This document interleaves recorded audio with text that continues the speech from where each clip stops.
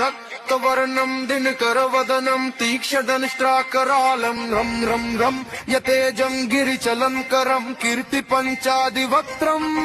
रं रं रं राजयोगं सकलशुभनिधिं सप्तभेतालभेदं रं रं राक्षसान्तं सकलदिशयशं रामदूतं नमामि घं घं घं खड्गहस्तं विशिखवरहरणं वेदाङ्गदीपं घं घं खड्गरूपं त्रिभुवननिलयं देवतासु प्रकाशं खं खं कल्पवृक्षं मणिमयमकुटं माया स्वरूपं खं खं कालचक्रं सकलदिशयशं रामदूतं नमामि इन्द्रवन्द्यं जलनिधिकलनं सौम्य साम्राज्यलाभम्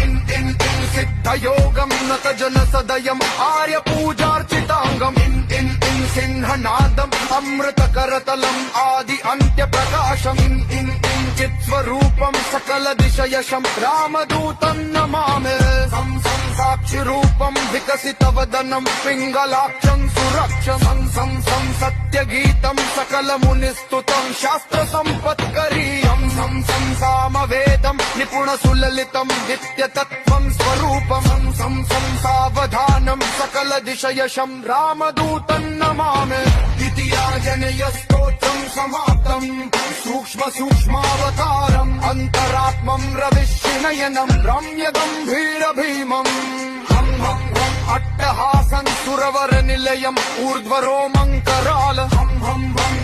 हंसं सकलदिशयशं रामदूतं नमामि इति आञ्जनेयस्तोत्रम् समाप्तम्